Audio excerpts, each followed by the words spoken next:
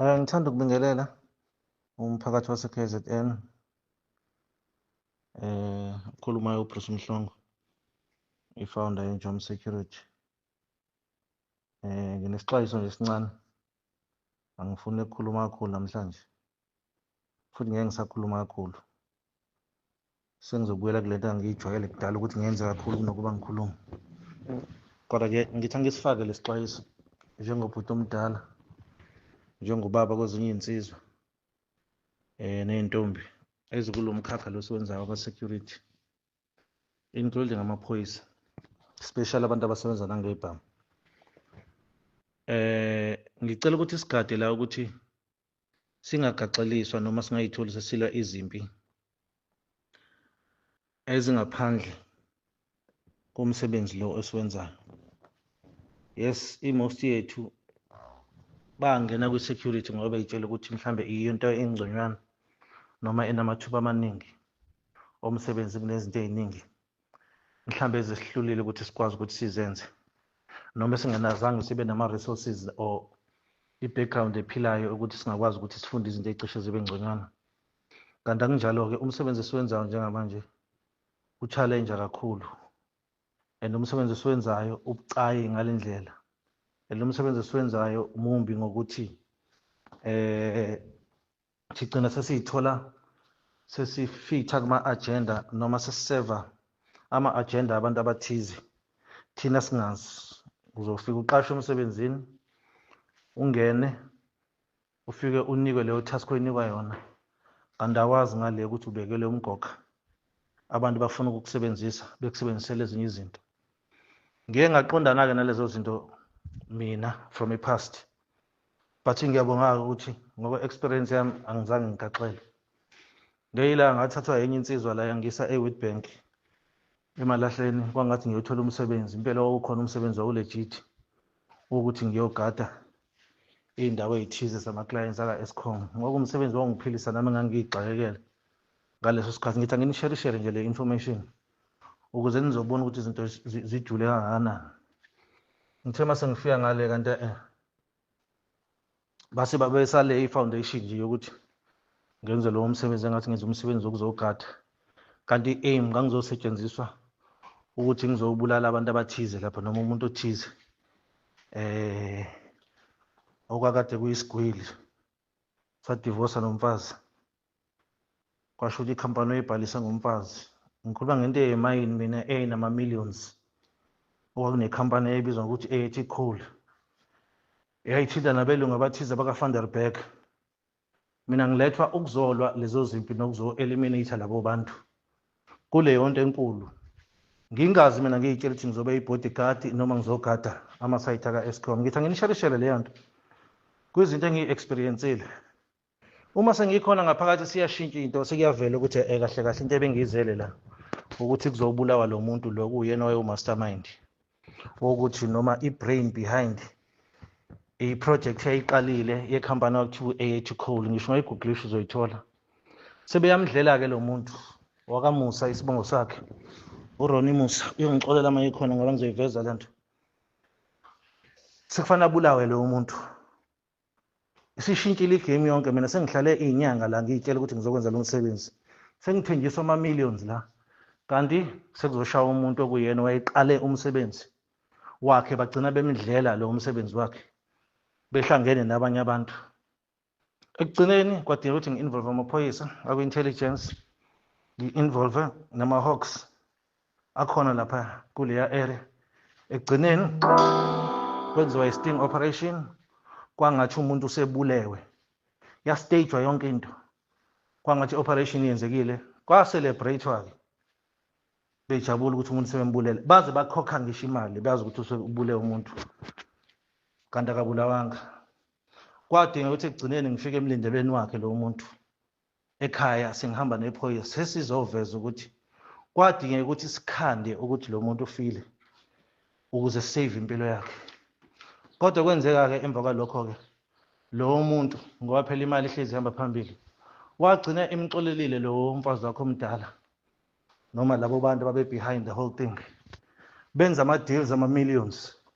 angisho ukuthi ngangibhekile kube khona bazonginika kona ngitholanga lutho vese futhi akunendaba kodwa ngayisave impilo. Ngizama ukunika le background ukuze nizo understand abafowethu enike security ukuthi nizongena ey'ntweni engathi nigada abantu kanti nizolwa izimpi zabo ey'thize eningazazi ukuthi zijule kangakanani. Ngisakhuluma ngaleyo nto kunomfowethu osanda ukufa la wase-Eastern Cape okade egadwa abafowethu bakhona la e-KZN. Ababili babo engibaziyo iy'nsizwa zafaka ngisho ama-CV kumina. Kwababuhlungu uma sebebulawa labo bantu bebulawa amaphoyisa ngoba bayigade lo muntu ababemgadile kwakuyisiqhwaga futhi nginesho ukuthi uyena owayefaka umoya ukuthi abalwe namaphoyisa labo bantu. Bagcine befile labo bafowethu besuka la e-KZN and ama-companies amaningi akade ecela lo mjitha lo ongale owafa ukuthi akazogadwa yiwona. Ama-companies amaningi especially abantu abamnyama ba-refuse because i-background check yakhe bayenzile babona ukuthi akusiyena umuntu okufit ukuthi angagadwa iy'nsizwa. Kwagcina kuyikhampani-ke ethize-ke yomfowethu wasendiya yagcina-ke ihambile yayogada laphaya kwagcina kufeke iy'nsizwa zakithi. Nginika le experience noma le information ngoba ngenzela ukuthi bafowethu ngicela ukuthi noma ngekuthiwa ulambe kangakanani ube careful ngomsebenzi othaskwa kuwona ngoba wena uzofika uyibuke nje lento ngeso lenyama kanti awazi ngale behind closed doors uzosetshenziswa wena ngelinye ilanga kuyoveze kubulawa wena kanti kutarget i-principal yakho bese kuthiwa uwena obulele lo principal bukade uthunyiwe. So we need to be careful bafowethu. Ngithi anginidodise ngoba sengumkantshubovu kulo msebenzi engiwenzayo ukuthi bafowethu qaphelani abantu enisebenza kubona abenza izinto ezi-wrong nigcine seni-captured nani sebenisebenzisa. Nami omunye ubaba wangisebenzisa kanjalo wasewilo wagcine sengisebenzisa ukuthi ngenze ezinye izinto ezaze zi-wrong kodwa ezazi-right ngaleso sikhathi kanti unama-plans anawo ngami. So ngicela niqapheleni kunensizwa esanda ukufa futhi ekade ihlupha ema-restaurant nasema-clubini eGoli. Leyo nsizwa ibisimakhiwe ukuthi ekugcineni bese ngoba iyazi iyakhathaza inane-contact namaphoyisa ukuthi ayiboshwa yona inaney'kore ey'thembele ey'phuma la e-KZN. Ezinye zazo lezo nsizwa eziwu-2 zayigada leyo nsizwa ngike nga-operator nazo 3 months ago eStenga. Ngabakhuza amadoda ningaphindeli futhi laphaya ngoba leya nto sesiyayazi. Iy'nsizwa zami ezinye zike zasebenza komunye zazimgada wakhona ngale Pretoria originally from KZN. Naye ebesazi ukuthi into zemayini kanti ama-deals abo awahambi kahle. Omunye wabantu akade belwa nale ndoda lefile. There's an incident la bagcine bedubulene khona bedubulene negenge yami. Kwakuwumsebenzi omuhle wokukhokha kahle kodwa sithe uma sesenza kahle investigation kwadinga ukuthi ngiyi-withdraw iy'nsizwa zami ngoba sesibona ukuthi lo muntu usebenza umsebenzi ongaqondile. Yebo wayekhokha kahle into yakhe ayigqokise kahle icamouflage kahle engathi into zakamining kanti kunama-deals adipha ngale. So ngithi bafowethu qaphelani ningasetshenziswa abantu abaney'nhloso zabo. Nina nize niqondile engathi nize kumsebenzi oqondile kanti baney'nhloso zabo zobumnyama bazodisiva nina. And uSira ngeke akuvumele lokho. uSira fanele enze ama-investigations ngama security companies asesebenza eziy'nkabi inqwaba yawo bese ngifaka nesixwayiso nasemaphoyiseni. You must be careful bafowethu operators nani ningangeni kwi-agenda yabantu abathize ningayazi.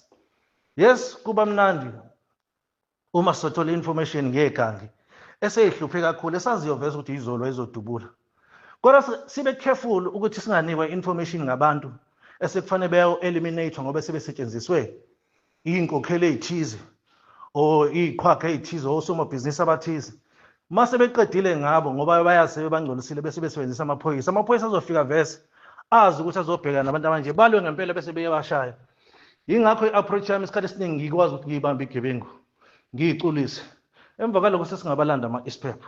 Bekithi ngifaka leso sixwayiso bafowethu kumhla ka-10 March ku-Monday ekuseni ukuthi thina esiphathe ibhamu thina sama-operators esenza umsebenzi waba-security asibe careful ukuthi singayitholi sesigaxela sesilwa izimpi esingazazi. Uyofa ungazi ungalindele ukuthi kuzoshawa wena kuzoqedwa wena uzolwa izimpi ongazazi ulwela abantu okuyibona abazokuyuza bona beholela kahle kanti banenye agenda outside iscope sethu somsebenzi we security. Thula